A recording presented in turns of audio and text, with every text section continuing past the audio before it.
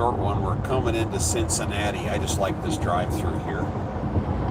And I've live streamed this to the wife a couple times. And I've never live streamed it here to everybody else. I just wanted to see what it looked like.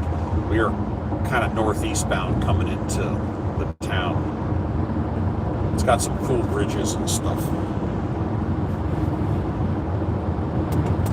So if you've never, there it is in the background. That's Cincinnati in all its glory.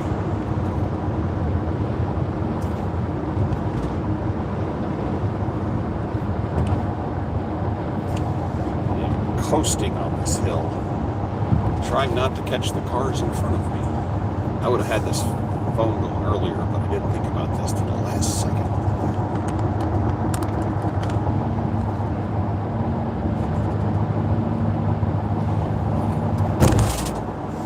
City's been around a long time. It's got some old architecture that's kind of fun to look at. I've stopped here a few times in the past, but we're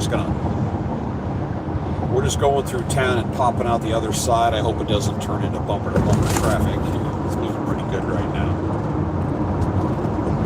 We're going to go on a suspension bridge, and I've talked about this before. The bridges out west are solid. These are like framework bridges. They're an older style, but they're way more decorative. So check this out. We're going to go under this one up here. And on the right, there's a hotel. Looks like a barrel on the right there.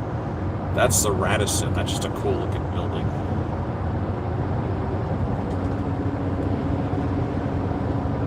So we're going up here and we're on 71. We're branching off on 75 to Daytona. Again, I just wanted you to see this. Oh, turn that back.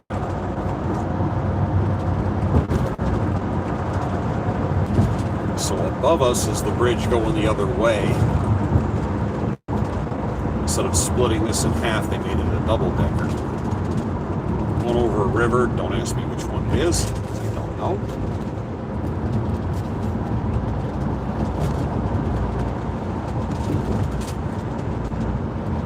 Old brick buildings on the left. It's old warehouses, probably pre-World War II. Big sign on the right there says Cincinnati. See the colors? You'll see it here when I straighten out. It's going dark. I'm just going to hopefully light back up on the right. Right there. Woohoo! Cincy! Oh, we're going over a border. I going across. I got to honk the horn. Hold on. Yeah, watch out, dude. Here we go. There. Hit the horn. Tradition. We are now in Ohio. I have no idea what river that was.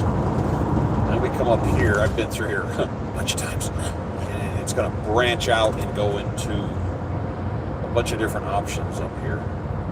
But that was the downtown area we passed through, and I don't know why, but I enjoy going through here in either direction.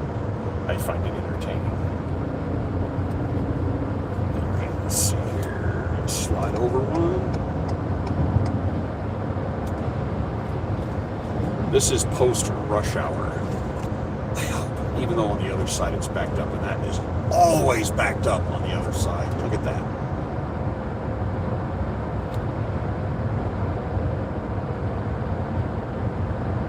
Yeah, they've got some, since he has rolling hills and some terrain, it's a little more interesting than a lot of the places I go. There's an old church.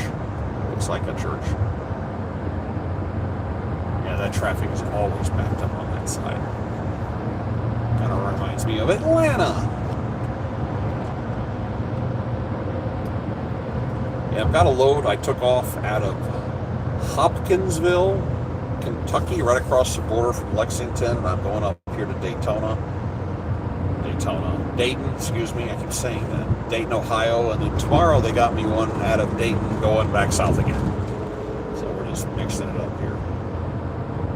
And every time you think of Cincinnati, you think of WKRP, that old TV show from the early 80s. This is where it was out of. I watched a whole documentary about that on YouTube. That it was, they had on the show they had all these stickers and stuff from other radio stations in the broadcast booth, and because all the radio stations around the country thought it was awesome, they made a show about it. So they sent them little props and stuff to put in, including stickers of their stations to hang them on the wall. Okay, let's see here. Still staying on 75. Alright. Oh, steer brake lights, dude. I see them. Alright, yeah, this traffic's moving way better than I thought it was going to be moving. But WKRP, and something in the documentary I learned, they had a bunch of music, real music that was on the radio was being used on the show, and years later they didn't have the licensing for it. So when the show went into reruns, they had to redo the music because they weren't allowed to use the songs they had on there. Whoops. Alright, I'm tired looking at that guy's brake lights. There we go, back up to speed. All we have to do is stay on 75 and we're good.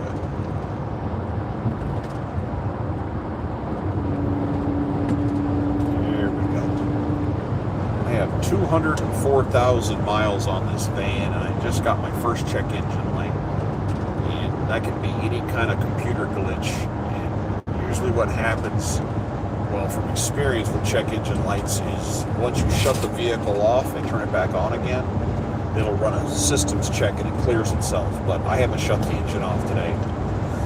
When I pull into gas pumps and stuff, I don't shut it off. When I get out of rest areas, I don't shut it off. I do kind of the truck thing. So I haven't had a chance to try to clear it. Some serious overhead lights. See these tall lights right here? The ones on the right that have like 4 or 5, looks like a flower. I've watched guys work on those, and what they do is down at the base, they open a door, a compartment, and in there there's a lever, and they hit some kind of power source. It's a cable pulley system, and that light that's right up there at the top will actually lower all the way down to you.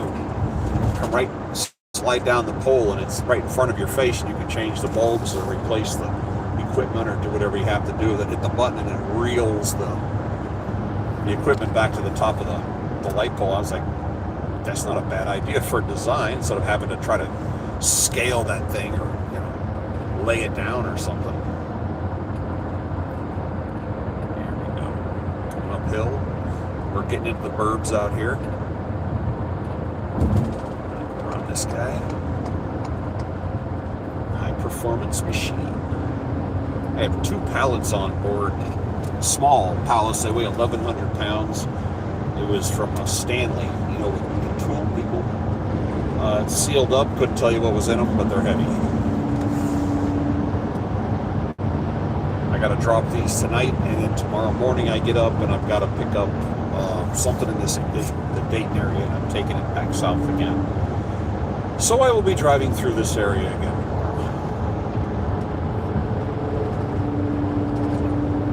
Oh, they have a VA medical center here in Cincinnati. I did not know that. As a veteran, that's something you keep an eye on. Where are the VAs?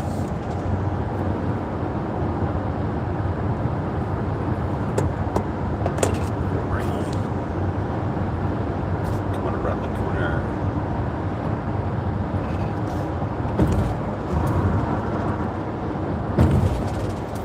Yeah, I was coming up 65.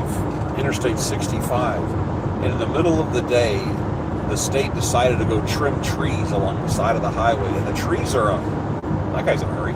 The trees are a pretty good distance from the road, but they decided to block one of the lanes on the road, which really, 2 lanes to play with. You need to use one because cars are coming within 60 feet of your tree trimmer guys, which back traffic up forever because there's a lot of vehicles moving up and down. And I run CB in my van, and I was listening to what was happening up ahead, and it was just absolutely ridiculous that they would block one of the lanes on the highway because somebody's 60 feet from the road doing some kind of tree work. That's just not well thought out. Okay, stay on 75. That wall on your right is not only there for protection, it's there for sound.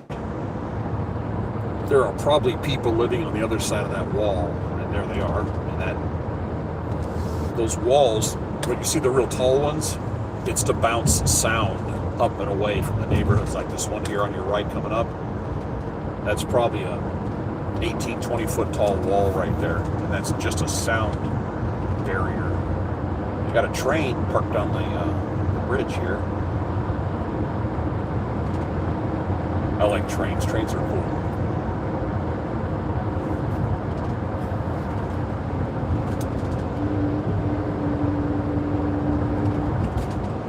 Think of it, I haven't filmed a train in a while.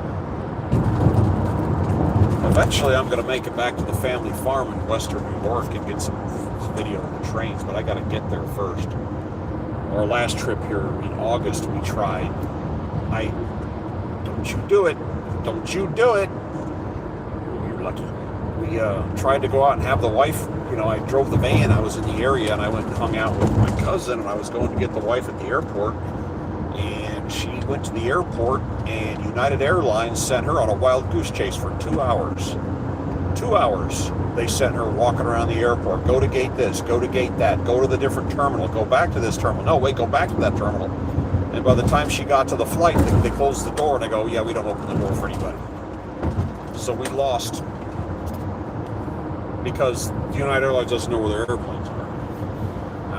I am down to nobody at this point. I'm going to go ahead and bail. I just wanted people to see what it looked like going through Cincy. Take care.